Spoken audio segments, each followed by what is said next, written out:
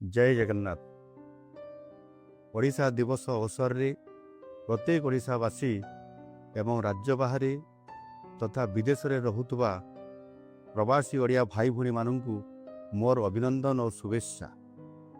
महाप्रभु श्री जगन्नाथ आशीर्वाद ओडिशा आज एक स्वतंत्र राज्य भाव 90टी गौरवमय वर्ष अतिबाहित करी विकास पथरे आगे चली भाषा भित्तिर प्रथम स्वतंत्र राज्य होबार गौरव हासिल करिछि आम ओडिशा। एभली उपलब्धि हासिल पाई आमर बरपुत्र माने अनेक संघर्ष करथिले। एही अवसर रे समानक प्रति मोर भक्तिपूत श्रद्धांजलि अर्पण करुछि। ओडिया जाति तार भाषा साहित्य और संस्कृति पाई सबुबले निजर अस्मिता को अनुभव करि आसिछि। जगन्नाथंकर भक्ति रे ओडिसी संगीतर रागरे एवं ओडिसी संबलपुरी और विभिन्न आदिवासी नृत्यर छंदरे ओडिया जाति निजर परिचय को उज्जवल करि आसिछि। ओडिया पुओ झियो माने विश्वर जो कूल रहिले भी माटी माँ र संपर्क को भूली नाहंती।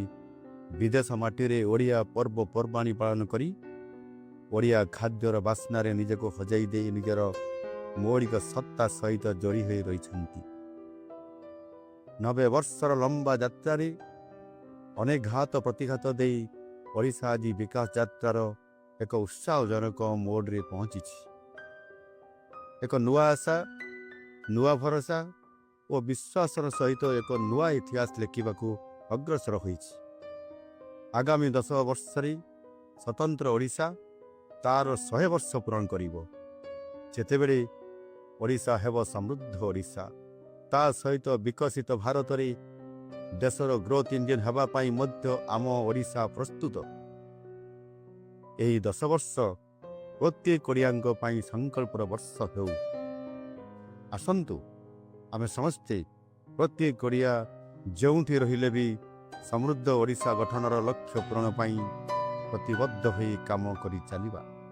वंदे उत्कल जननी।